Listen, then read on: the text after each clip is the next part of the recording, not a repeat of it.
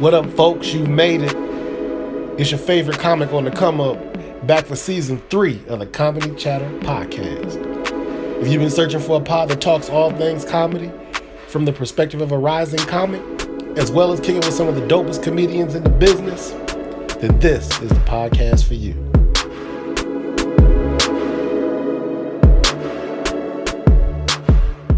Welcome, good people, to another episode of the Comedy Chatter podcast. I'm your man, Meldon Williams. This is season 3, episode 5. Season 3, episode 5. Hopefully everybody's good.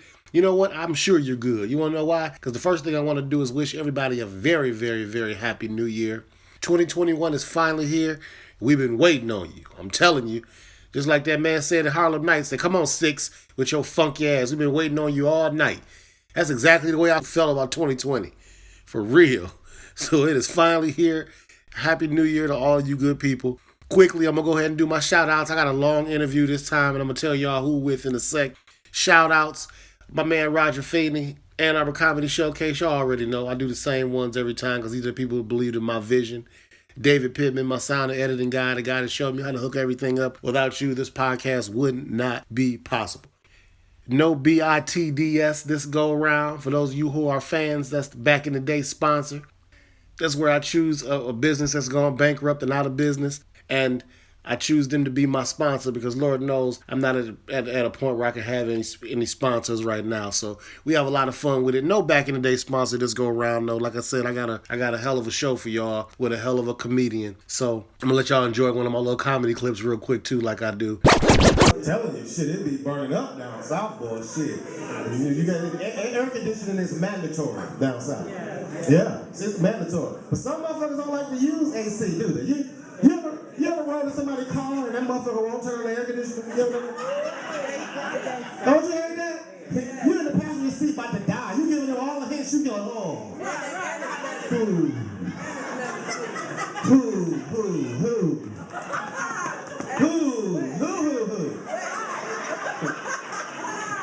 Then it got to the point where you talk, you sound like a slave. You like, well, sir? I was wondering if you was going to turn that on, sir.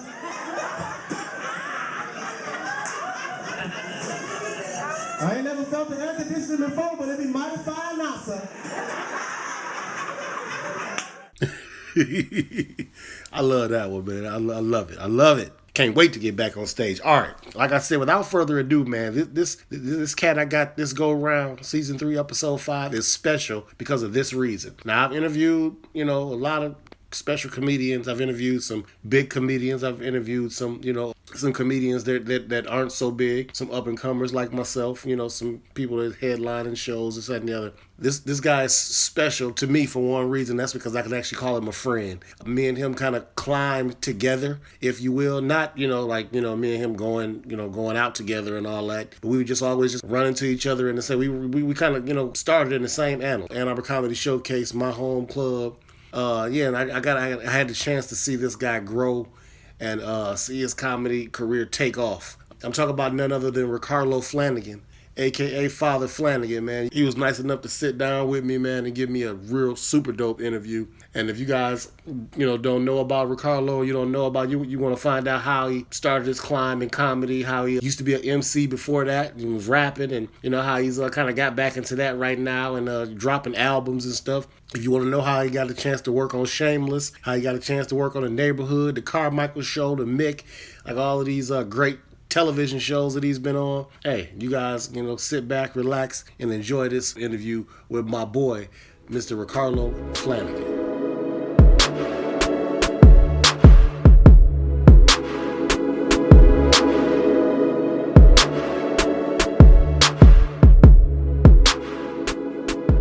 What's going on, good people? Welcome to another episode of the Comedy Chatter podcast.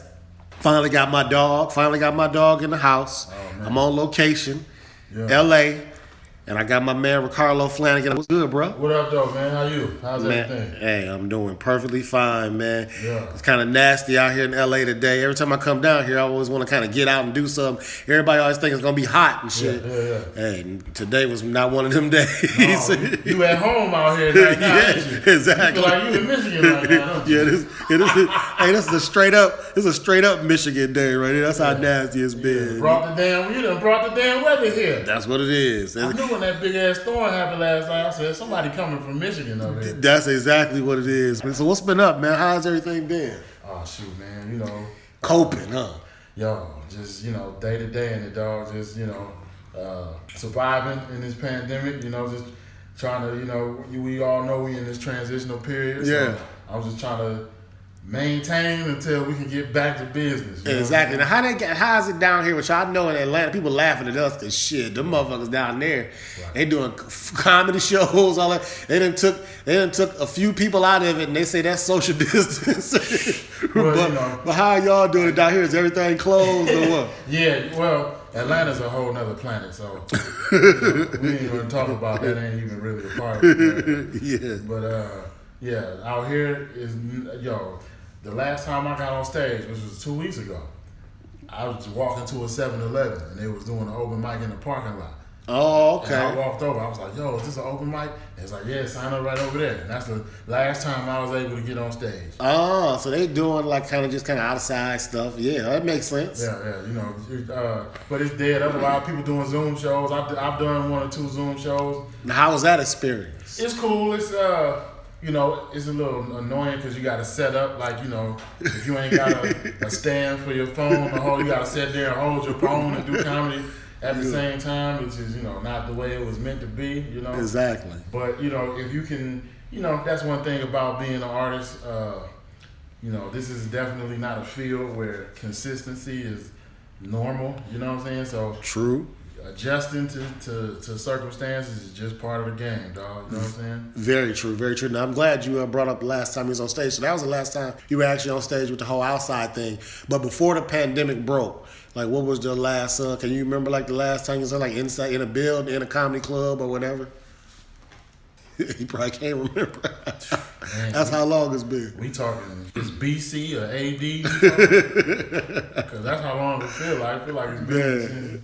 Yeah. I think dinosaurs just died. You right.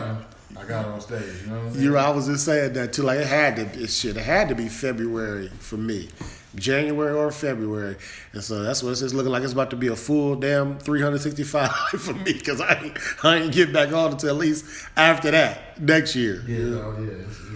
It's been bad, dog. Like it's just been. Everybody gonna be rusty. Yes. Everybody's gonna be rusty. You know what I'm saying? Yeah. So it's gonna be some whack specials. You know what I'm saying? Yes. There's gonna be some trash specials on Netflix. Now, did you see Kevin Hart, Zero Fucks? I did. I watched the first. You got through the first few bits. It was like I remember the last thing I remember he was coming out to the stage and he was telling everybody to sit down. That was it. That was it. One of my boys had me dying. He hit me up because he know I'm all things comedy, trying to keep up with the comedy stuff. He doesn't really. He was like, does Kevin Hart got on some fucking pajamas? And so he said that was enough for him. I had to explain to him that he was doing like a Corona like in his house. Like the way he put it together, he was like in his house, in his, I guess, basement, living room, whatever. So that's why I guess he felt the whole vibe of wearing his pajamas. But yeah, I don't like to talk about nobody's stuff. But man, I watched. I had to get through it in different times. Like, right. I saw the first 10. then I came back. I think I saw the next 7. Yeah. Then I eventually got through it, but it wasn't like I usually watch. I'll just sit there like the Chappelle Sticks and Stones. Mm-hmm. I sit there and watch that whole damn thing and enjoyed it. Well, it's like I think with most specials, even specials we enjoy, if you are a comic yourself, you just not gonna sit through exactly consistent hour of somebody unless it's somebody you think that's gonna bring something that you don't already see on a regular basis. Exactly. Yeah, it was way different for us comedians. Yeah. Yeah, dog. So it's just different. But we get the magic trick. Like I heard Seinfeld when they talk about, he's like, man, comedy is a magic trick. He's like, you know how David Copperfield and all them up there doing it, and they know the shit already, and we like, oh, that's pretty much what we doing with comedy. So we already know the magic trick they trying to do. It's tough to make us laugh. Yeah, you got to come with something like, unless you're looking for somebody that's going to throw a different pitch, you're not going to really watch it. And it's no offense. It's like it's not that you don't respect their craft.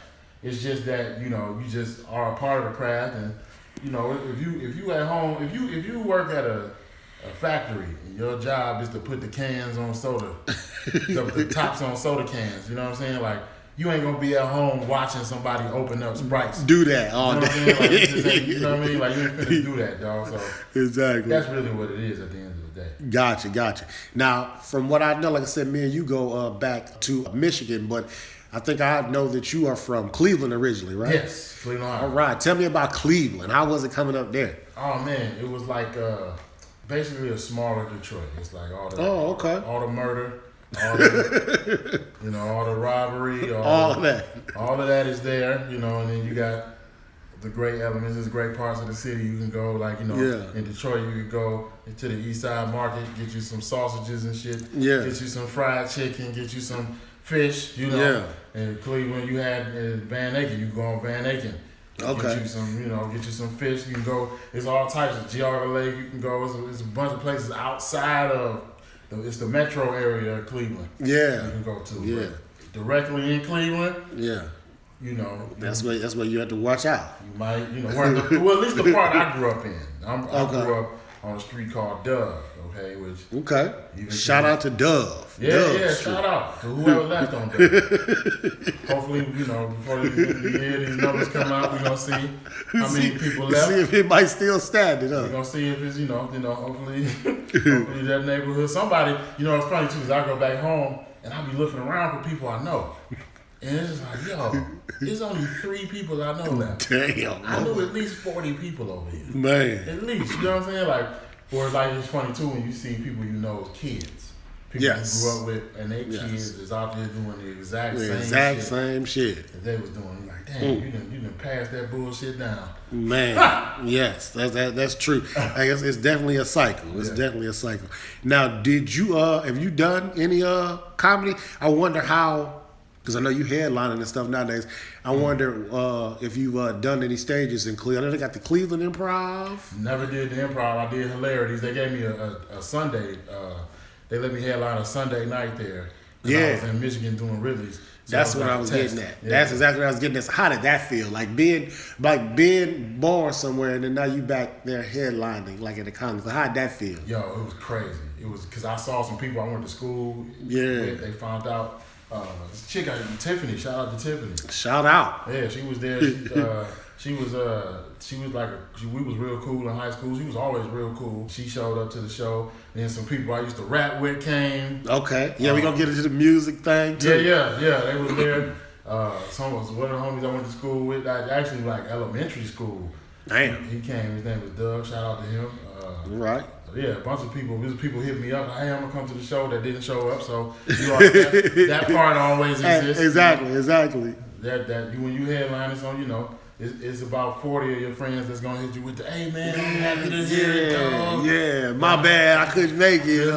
Man, my wife, man, she wanted me to do something with it. I had to do it, Like, man, you don't never do nothing to her. Exactly. That's funny. But yeah, that had to be a hell of an experience. Like you say, being born from some night, they got you coming back headlining. Now, when did you start? When did you start stand up? Can you remember the year? Do you remember where you were?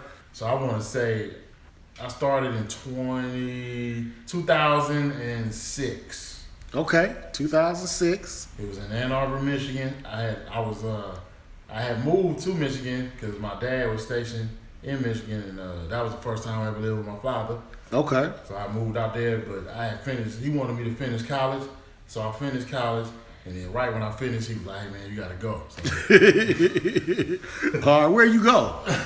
So Where'd you go? So I college. When I started out there, I went to Macomb Community College because I'm from the Cleveland public school system. Okay. So I was a little bit behind the curriculum. You feel me? So I had to catch up. So I went to Macomb Community, and then I ended up finishing at Oakland. Okay, so Oakland, the Grizzlies. Yeah. All right. Yeah, shout out to Oakland. That's a good school. Yeah, hell yeah. Yeah. So 06, you started in Michigan. Yep. Started in Michigan, dog. Okay. Ann Arbor I was looking for stuff. I had a job at a cable company out there. Yeah. And I was looking for stuff to do because I ain't had no family in there. You know what I'm saying? You just there. My dad lived way on the other side. So yeah. I barely went out there and really checked him. I called him in there, But so I saw this poster on a pole. It said comedy classes. And I was like, Oh, okay. So you started at Joey's. No, the Ann Arbor Comedy Showcase. Oh, the Ann Arbor Comedy Showcase did the classes. Yeah, okay, all right, okay. I never took any of the other ones. And it's funny because I ended up going to Joey's. Yeah, you became, like I said, we go back, you became a motherfucking legend at Joey's, nigga. Shit, you talking about interest started going, you became a motherfucking legend at Joey's. It's like, hey, Flanagan coming to this bitch tonight. I was like, okay, well, that's one I never really got a chance to go fuck with, but you became a legend. That's hilarious. Yes, indeed. So you started at the AACS. Okay, yeah. That's where we always, whenever it's somebody that I go back with, I always talk about the first time we met. So that's the first time we met. Joey? Ann Arbor Comedy Showcase. Okay. That was my home club, first club I ever did. Yeah, that's a spot, yo. Yeah.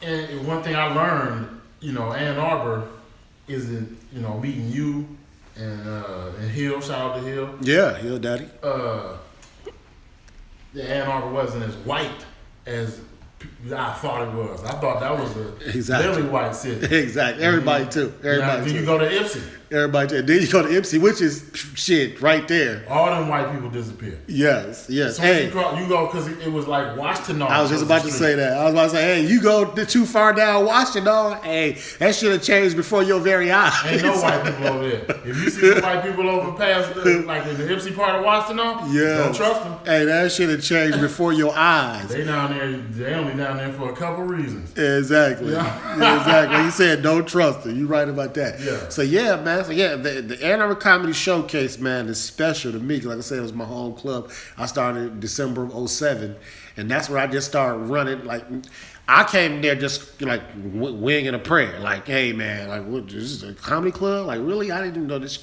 shit like this existed. Mm-hmm. And walked in there, and they asked him to get up, and they was just like, Roger was, shout out to Roger. I always shout him out on the pod. Yeah, Raj. But he was just like, you got to put your name in a hat, and it's this process you got to go through. And remember, like, to somebody just coming in there, I was like, okay. Yeah, right, yeah. So I literally wasn't, I was done. I was, okay, I'm probably, but hey, this motherfucker, to his credit, he must have saw that in my eyes or something. Was like, hey, you know what, man?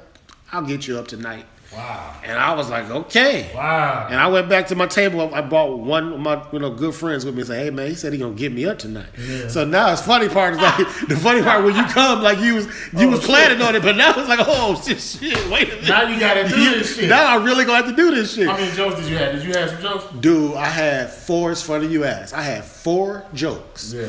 I wrote them down on a piece of paper, like a little card. Yeah. And my mindset, my goal was, hey, I'm going to memorize these. Like, I'm not about to go up here, no notes. But when I got in there that night, remember, this is open mic. And this is what I loved about the Comedy Showcase, too. Like, most of these motherfuckers had notepads. Mm-hmm. They had like a whole, what you call them things? The whole, goddamn trapper keeper up there. Oh, really?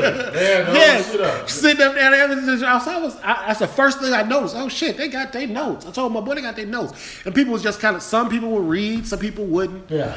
And so man, that wound up being my like I told myself, hey dude. Damn, that's crazy. I told myself, hey dude, get up there. I know you nervous yourself.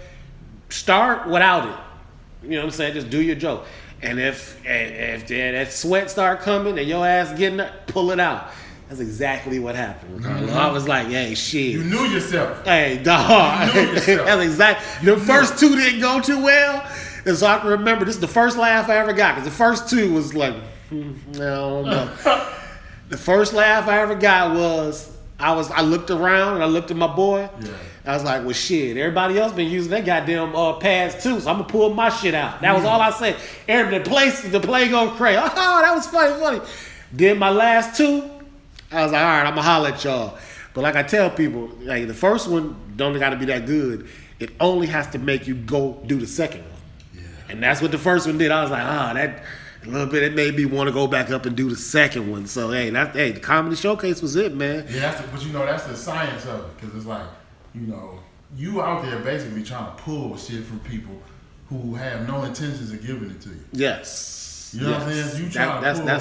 That's the nip and tuck, ebb and flow. You're right. Yeah, they sit there quiet when you walk up. They like, I'm not about to laugh at this shit. Yeah, and that's true. You gotta be able to find where, because it really, what the thing is, it matters when you gotta get to laugh in a certain window.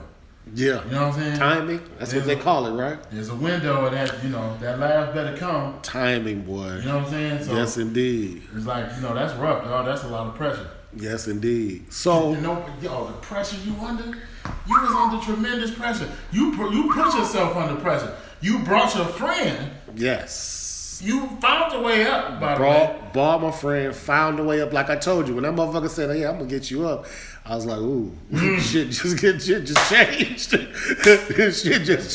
Because at first I was just sitting there like, "Oh yeah, I don't know what's happening." He said it, so you right. Now, I already mentioned about you, like I said, how much they loved you at Joey's. So you, like I said, you were one of the guys that I actually saw climb. So at a certain point, man, like I said, Joey's, like you was a staple between you, Andy Beningo, guys like y'all. Shout out to Andy B. I love him, by the way. Yeah, man. He just dropped a comedy album too, man. Y'all check that out. Andy Beningo, man. Great dude. But y'all were it. And I can remember at one point you had just told everybody, yeah, man, like shit, I've done all I could do here.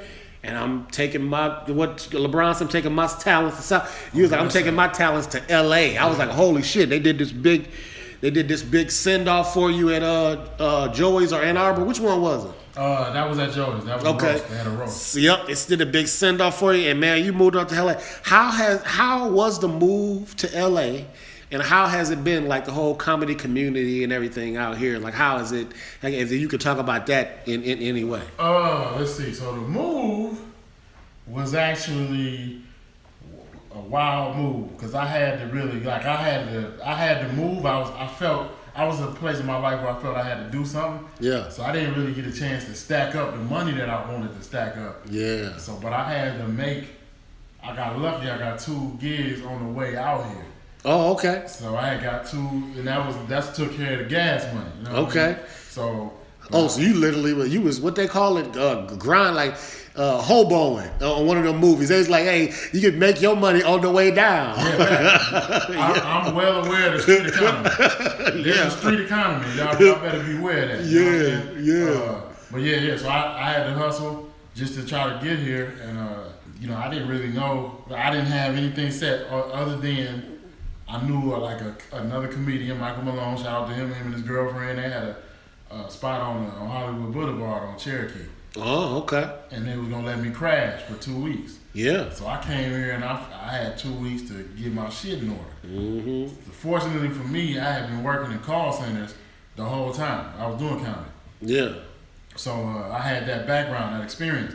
So first thing I did, I got to LA. I started putting my resume in on Monster and Career Builder. Yeah. And I got some hits. And then I got a hit from this company way out. So, Hollywood is, is basically like, okay, you live in Michigan terms, it's like real close to the city. Okay. Hollywood is a city. Okay. It's close. But Chatsworth was the place that I found a job in. Gotcha. About 30 minutes from Hollywood. So I had to go all the way out there and find that job. I got the interview. She basically let me know they was gonna hire me right after the interview. Mm-hmm. So I found a job and I had to find a place. But I found a place that was near the place I was living. So I kind of didn't. So you got the job and the place. Got a job and the place. Like I got the job first. I was staying in motels in North Hollywood for a minute. Like I was sleeping in my car. So you did the car, you did the motel. Yeah, Yeah. It's funny. It's funny you just come right out the gut and say that. Certain people don't want to tell you that part of their struggle. But dog, all of that shit make you who you are. Like, all of that shit make you who you are. I'm staying in motels, you know, some unfortunate young lady, I don't know what,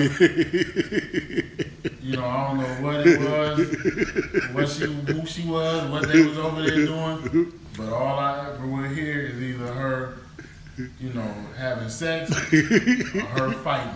Damn. One of the two. I'm in the motel. Nothing else. One of those two. 2:30, you going 2:30 in the morning, you gonna wake up, oh, and then, you know, 2:30 the next day, you gonna wake up, you know. Damn. Some Hispanic dude next door be fucking working her, you know what I mean? But man. so that when you talk about that part of your journey or your struggle, you want to talk about motivation. Yeah. And that was the motivation I needed to get my shit To going. get you together. Yep. So I don't have to be living in the fuck, you know. I sleeping in my car, you know, you trying to find a safe place to pull up. Yep. You know what I'm saying? And Yep. you trying to find a safe place to take a leak out here, you know what I mean? Yeah. I learned you get a ticket for taking a leak outside here. Yeah. I learned that the hard way. I went to the store, the comedy store. Just hanging out there. Sometimes I would pull up, park in this parking lot where it was a garbage can in the back of the parking lot, but I didn't know those apartments was over there. Because you can't really see it. It was a perfect place for me to take a leak. And somebody motherfucking probably told on your ass. Probably. Because one day I went there, and I'm talking, dog, this was a good piss I was taking. I had been driving around all day. You know what I'm saying? Like, I had been drinking water all. Like, You was waiting on this spot at this particular time. You know, you driving, like, yo, I'm about to pull over. Yes. Drop this off. So I'm dropping it off. And I'm dropping it off, you know what I'm saying? And it was so relieving. I'm shaking. I'm standing there shaking. Yeah. I'm shaking the thing. You know, I turn around, the cop looking at me. Damn. He's like, you want to go to jail? Damn. He was, he was hot. Hot. And I think it was because I was standing there shaking it. The way I was shaking it, I was just like, I was emptying it. You know what I mean? Yeah, exactly. I had to empty that motherfucker. You know? Damn. This is the way you shake when you don't think nobody's watching. Exactly. Because you was dancing like nobody's watching. Nobody's watching. I was letting it be free. Damn. I turned around, this police officer looking at me, I'm talking, he hot. Yes, indeed. You want to go to jail? Man. I was like, no. He was like, don't you ever do that again. Hey, at least he did that. Yeah, That's funny. Like shit, these motherfuckers nowadays, they trying to fill quotas on our ass. I'm like, so at least he did. He wasn't a murderous guy, so Yeah. I thought if that was a racist cop, I probably would have been done for it. It would have been proud. Nigga shaking his cock. Fucking shaking it. Man, My wife could have saw that. I fucking gotta kill you now. That's funny. So we got to get to the whole, like I said, I get to the whole journey. We talk about the struggle, but of course, you got on the other side of that struggle because, man, like I said, I'm flipping TVs and all type of stuff, and I see you in all type of shit, man. So I wanted you to kind of rattle off some of the stuff that you've done, at least some of the most memorable stuff. And tell me what made it, so memorable. I know we done talked about some of the stuff, but yeah, tell me about some of the stuff that you done, man, that you enjoyed the hell out of, was most memorable for you. Oh man, so the first thing I really filmed that was like an official show was The Mick, which was a show that was on Fox. I remember The Mick. The Mick, it was the lady from Always Sunny in Philadelphia. She had her own sitcom, and it was a good show actually. It was really funny. So that was. I had to go show up on the lot. Now, I'm living in Winnetka at this time, and this is the first time I ever did anything like this. So I had to, besides Last Comic Standing, because I did Last Comic Standing. Yeah, Last Comic Standing. That was who won that season? Was that Rodman? Clayton. That was Clayton English that won. Okay. Clayton English. Shout out to Clayton English. Shout out. Yeah. Los was in that one too, wasn't he? Carlos was, yeah. The year before, okay, yep. Shout out to Carlos Miller. That motherfucker right there. Yeah. Like I'm still trying to figure out why they haven't. I know he got his group and everything, 85 South, they do shit all together, and they doing big things. Real thing, independently. Yes, but I have no idea why Netflix ain't motherfucking chartered a jet and flew over to him and said, "Hey man, how much?" One day. That motherfucker is because his level his level of talent is real high. Exactly. He's upper echelon as far as I think with him, I think it's just more or less, mainstream society usually has to catch up. Yep. They usually got to catch up to I know exactly where you're going. You know what I'm saying? Yep. And I think he damn near Bernie Mac before they was, before he did Kings, and everybody was like, Bernie, I don't really know. I'm a little scared. Been in the game for a minute. I'm a little scared of him. That's what they were saying in his documentary. People was like, I really can't hear what he can't talk, and the way he look. Shit, after he did Kings, that motherfucker wound up in every movie, everything. So yup, you're right. That's a perfect way. That's probably Los now. They're a little scared of him. Yeah, in terms of Because he gonna keep it 1,000. That's what he's gonna be who he is. Yep. Regardless, right? Yep. And people who don't. That's the thing about getting in this game. There's gonna be a crossroad, and it's not about the crossroads of the Illuminati and all that. Yeah, all that craziness. Yeah, people be talking. Yeah. What it really is a crossroads where you're gonna determine who you are in this game. Yeah. You know what I'm saying? You're gonna determine whether or not you're willing to play their game or play their game and get right in. Yeah. Or not play their game and let them see you later. Yeah. You know what I'm saying? So that's a good way to put. That's what the youngsters need to hear. Yep. Yeah, that's the way it's gonna be. You're gonna either get it now or later. Yeah. And it's gonna come down to if you get it now, are you gonna be able to be yourself while you get it now, or are you gonna let them mold you to what they see you as? Yeah. You know what I'm saying? Very true. Very true. So that's what he chose to be him. Mm-hmm. So he's gonna get. That's why the 85 South thing is doing so well. That's why it's doing so well. Cause all them motherfuckers is doing being themselves. You right. So you so you said the Mick was like the first thing you ever kind of like official. You on the lot, blah blah. Yeah. So then after that, like when did the Carmichael show out there? The Carmichael. I was getting to that. So Carmichael show. Yep. That was a man. Look. That was a special, and I don't say this about a lot. It's like special, don't use that word. Even when we talking NBA, there's a few dudes I'm gonna say, man, he's special. Everybody else just out there playing basketball. Right. But I thought the Carmichael show was had the potential to be a special show. Yeah. Like they allowed him to just kind of be who he was, but they only let it go 2 seasons. Yeah. You know how we are. Like they'll let Seinfeld find its audience. Yeah. Like if our shit ain't 17 million viewers, immediately they're gonna take it. But I thought it was special. So for you to be on that was big. No, that was one of the most memorable, still to this day, experiences I had because I'm a black man who was a black kid in the 90s. Yeah. Okay? Yeah. So I grew up watching a lot of historical black figures in entertainment. Martin Lawrence. Yeah. Bernie Mac, Cedric the Entertainer, Steve Harvey, Yeah. People who I'm going to name, David Allen Greer, Living Color, Oh, man. I'm trying. I don't know how, but I'm trying to get him to do the pod. Yeah, Love me some David Allen Greer. Yo, he's my favorite. Like as far as just actors, as far as who just puts a button on things every time. Every time. Yo, he's the best. He's one of the. I hope we give him his flowers. Yes. Now because he's one of the best to ever do. Yes. But so I'm doing this show, dog. So I'm on set, whatever. Got the trailer. I'm tripping off that. This is on the lot. This is the Warner Brothers lot. Yeah. What's the one? I can't remember. But it was on that lot. No, that was a Sony lot. Okay. No, not Sony, because it's in the same area as like Sony you said, shit. It's one of them big things. You just said 3 big ones, so shit. Yeah, it's one of them lots. One of them big ones. Yeah. It's the one that's connected to the nice neighborhood. That's like in Beverly Hills. That's okay. The stage was. Yeah. So I go there. Get the trailer, blah, blah. I'm there, I'm waiting around, they do my fitting for my suit or whatever, so I got my suit and walking around. So I walk in the hallway there, I'm standing there waiting. A few people come speak to me.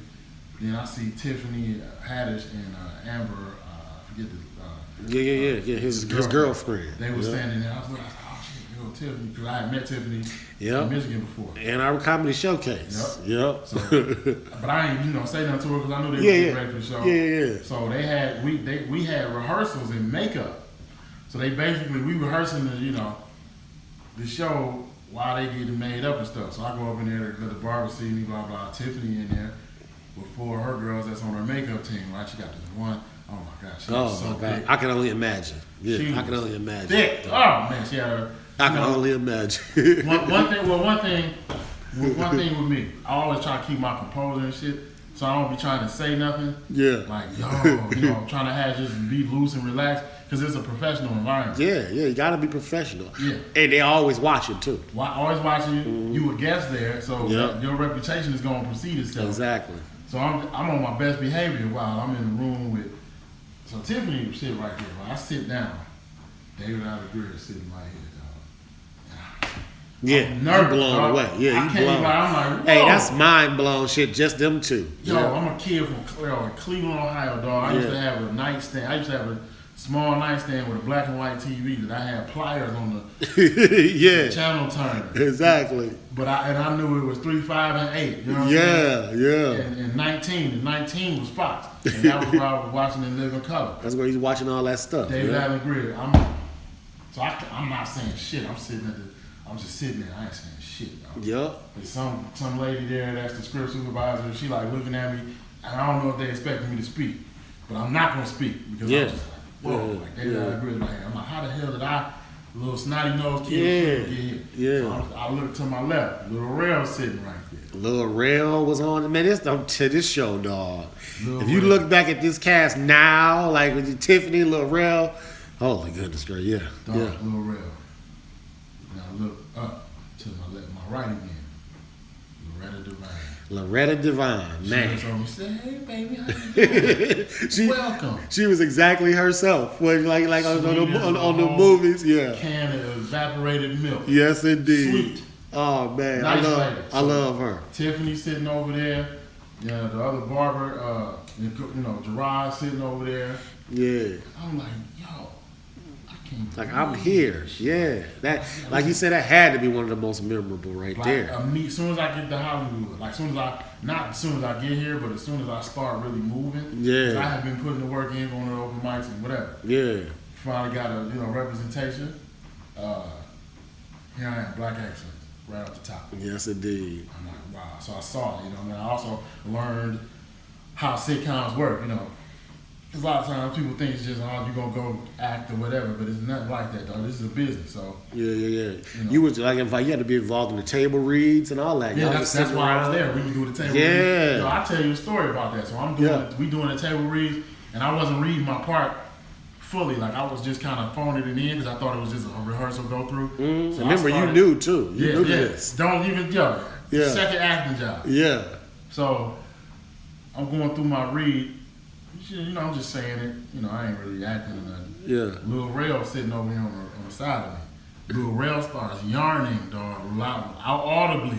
Oh. So he messing with you, huh? Yeah. Oh, I was like,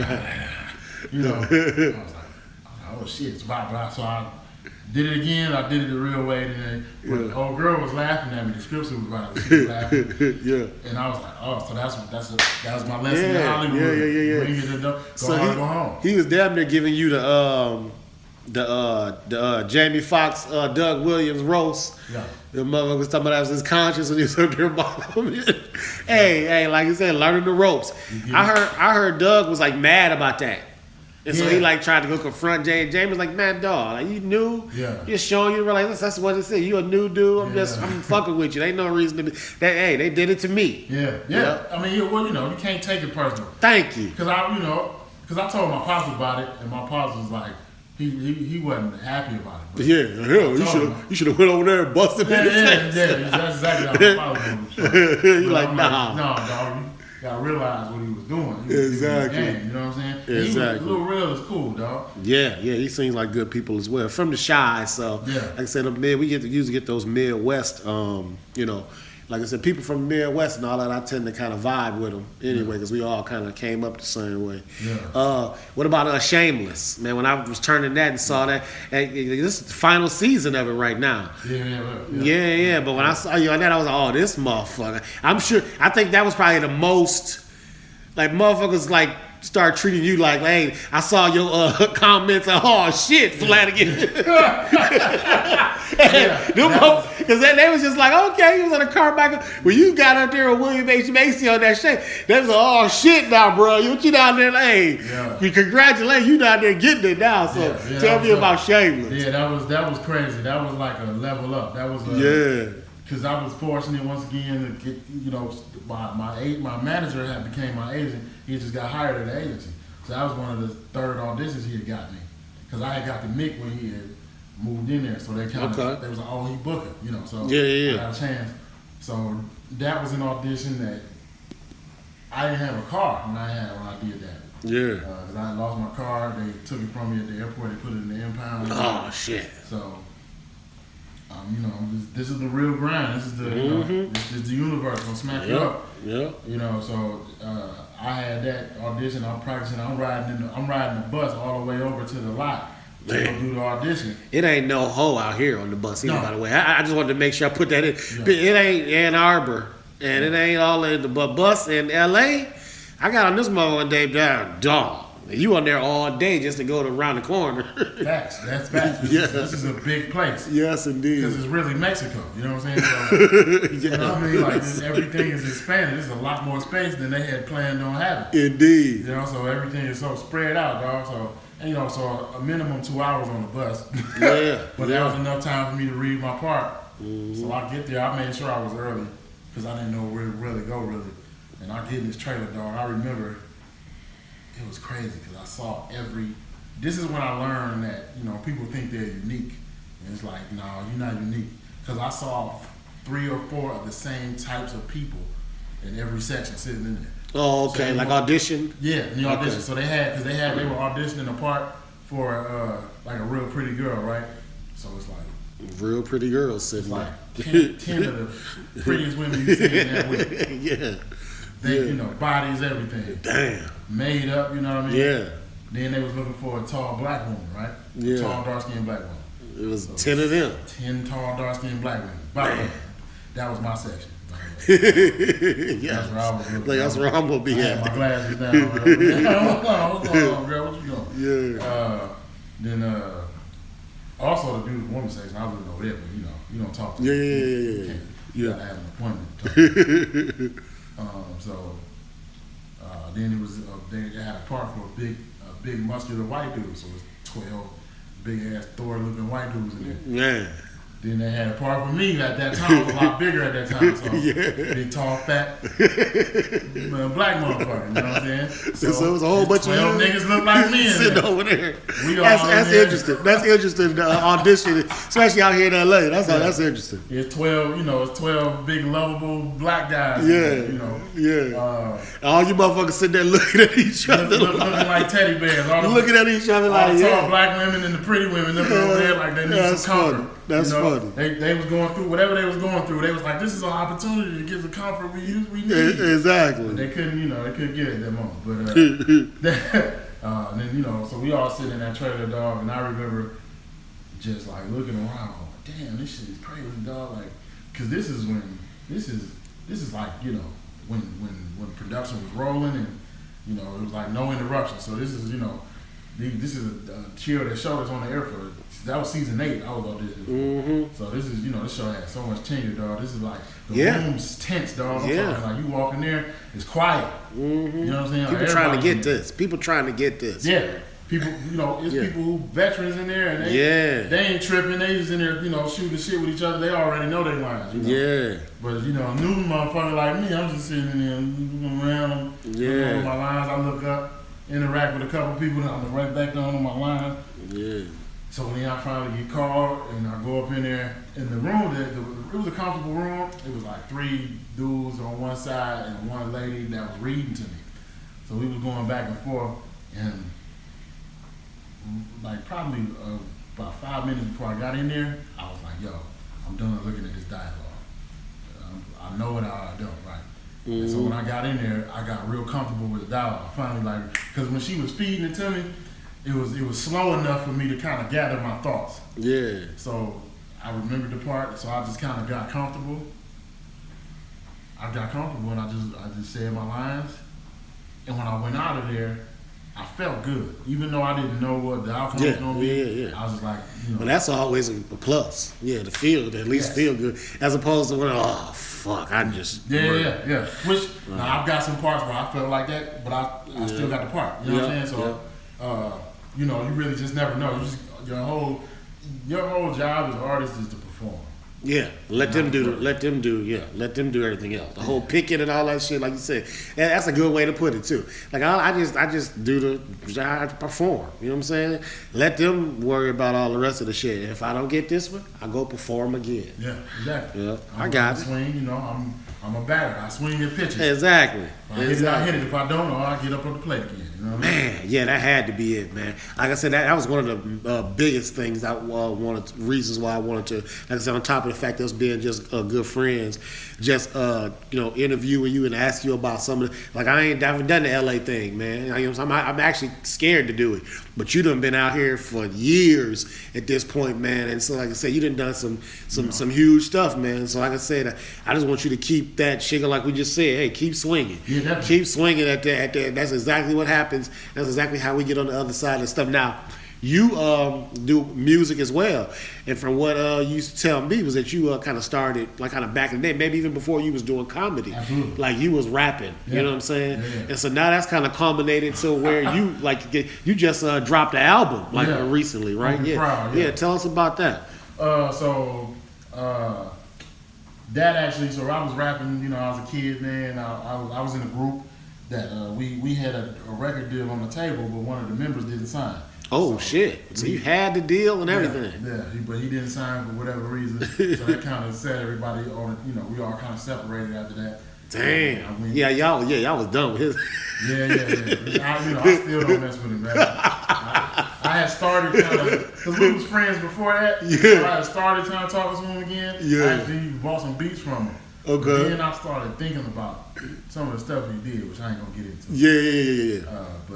But man, yeah, like y'all like to have a record deal on the table, which is what most of us, like if you in music, dream about, and for him to just be like, so yeah, man. Yeah, so that set us, that's a whole that set y'all apart. Yeah, set y'all apart. Yeah. So now, I had to eat that struggle. I was rapping in Cleveland. I did some regional stuff. We had a record called Cleveland-ish that we did a freestyle over this Busta Rhymes song. Okay. New York shit, and that kind of was big for us, but we didn't capitalize on it because who knows how to capitalize on it. Like, as a matter of fact, I remember I had a relationship with an A&R in Atlanta.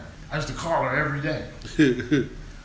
And she had came to town, but my dad at this time offered me to move to Michigan.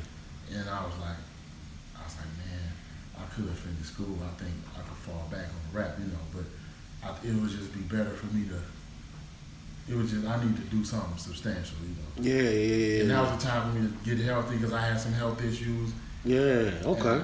And, so I moved with my father. That was the first time I ever lived with him. Mm-hmm. So we got to know each other, which I think that was a huge thing for my life. That's what it sounds like the reason why. Like we don't know sometimes the reasons why we pick certain situations, but that's what it sounds like the man upstairs, like, yeah, turn that down so you can go give a dad. Yeah. And then of course find comedy. Yeah, find comedy. Yeah. Man, my father made me a better man, Yeah. In certain aspects, there were certain things I was lacking that he was able to help me to kind of overcome, Exactly. So I was able, dog. So you just kept, like I said, even though all this time we was doing comedy, you just kind of kept that flow and just kind of kept that in you. Like, hey, I'm on beats and this and the other.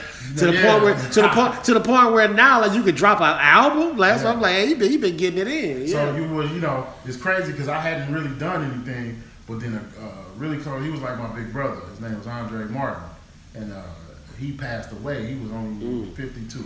Okay. And, our last conversation was him asking me when I'm gonna make some more music. Okay. And I was like, damn, bro, like. Yeah, that sat with you. Yeah. So I just started. So that album, the album cover is me as a kid. It has a double meaning because, for one, it means that that's when he knew me. I was a little Ricky then. Yeah. So I hope you're proud. That's his dedication to his memory. You know? Okay, so yeah, you was talking to him. And then, okay, that makes sense. Secondly, in that picture, I looked like Trayvon Martin because I was about 12 years old at that time. Okay. At the time of that picture on that album. Exactly. And I looked just kind of like Trayvon looked. Yeah. And I'm talking to America because I got a chance to grow from that point and become exactly. And he did. I see exactly where you're going with it. So man. I'm telling them I hope you're proud of what you've done to the young black male because you've been killing children. Exactly. Never giving him that chance. And I suppose you were in Cleveland at that time, coming up. Well, during that. I mean, it could have been me easily. Exactly. Because the police, they was on our hands even more. And when I was his age. Whew, that's where they got Tamir. Yeah. So yeah, man, that struck me. That's Tamir Rice. That's what I meant to say. Yep, that's why I look like Tamir Rice. Tamir Rice. Yeah, Tamir Rice. Did I say Trayvon? Yeah, you said Trayvon. Oh, yeah, my bad. Okay. Well, it's sad but yes, to transpose these people. Exactly. Really exactly. Sad. That's where I thought you. But yeah, man. I look like Tamir Rice, really. Okay. Yeah, I see exactly where you go. But yes, man. Hey, I'm hoping that the people are, like I said, comedy and all that. Like I said, we love it. But I'm hoping that people fuck with your music just as much as they, fuck with you comedically because you definitely are. Like I said, like to be able to do those. That's damn near. That's Bo Jackson. That's Deion Sanders. To be able to be as good as from what I've been hearing that you are in both of those. Like I want you to definitely keep pursuing that music thing. Absolutely, that's big. Those are two people who I admired as a kid, by the way. Yeah. Especially Deion, man. Deion was. Yeah. He was consistent, bro. Oh my God. And now you're a coach. Yeah, definitely. So the way I usually end the pod is just to kind of ask whoever I'm interviewing, like who they fanning on right now. So basically what I mean is like who was Ricarlo Flanagan a fan of in terms of stand-up. It could be up and coming, somebody we ain't never heard of, or it can be obviously one of the kings, one of the queens, like people that everybody had heard of. But who makes Ricarlo laugh? Yo, the last person I saw to make me laugh, her name was Rosebud Barker. Rosebud Barker. I gotta check this out. Rosebud Barker. She used to be. Her family is heavy into politics. Okay. So she got a lot of jokes about that and just like race in general. Yeah. Like one of the jokes she told that killed me. She was like, you ever heard the saying that once you go black, you never go back? She was like, well, that's not true. You're going to go back, but you're going to think the guy is gay. You're going to think the white guy is gay. Yo, that killed me, dog. That was a great spin on it. You gonna think the white dude is gay. That's funny. I get it. Yeah, that's good. Rosebud Barker. Okay. Yeah, that's the last one that kind of took you out, huh? Yeah. Now, I asked you this earlier before we got on wax. Do you watch a lot of because social media just kind of give you a lot of clips nowadays. Yeah. So we're not even really watching comedy no more. Yeah. Like Netflix, you watch the whole specials. Yeah. But I watch most of my comedy clips from the bits, just for like little bits and all that. Yeah. So was that somewhere where you saw her, or was this like a YouTube or something? That was I saw her. I was doing an audition for Just for Laughs. And she hosted it. Okay, so this was live. Yeah. All right. That's always better. Yo, that's always the best. That's what you look for, somebody to hit you over the head. That's what's always the best. Yep, live is the best. So, all right, so I'm going to have to keep an eye out for her. Yeah. Hey, man, appreciate you wholeheartely. Like absolutely, I said, I already, like I said, I told you a while ago I was trying to get your interview in. So we finally got a chance to get it done. Yeah. And so, like I said, man, when I shoot it, I'm gonna shoot it to you first. Okay. And then I want you to shoot it to the world. Okay. All right. Is that what you're gonna do? Yeah, yeah, absolutely. All right. Tell them about some of the, like either up and coming stuff. I know we been breaking for a while, but me and you been talking about getting back out, and also if you got any kind of the social media stuff so they can follow you. Oh yeah, man. At Father Flanagan on Instagram, man, Twitter. Hope You're Proud is on all digital platforms. You can look for my comedy albums too, Man Law, Recharge. Those are on all platforms as well under Ricarlo Flanagan. The other Father Flanagan is my rap name. You can check that. And I Hope You're Proud of what I got right now. I'm actually working on another EP that I'll drop, and I'm probably gonna chill on the music for a little bit and really kind of get back to the comedy and try to swing for the fences and the acting and all that. So that's what we talking about, man. We definitely proud, man. We gonna get with it.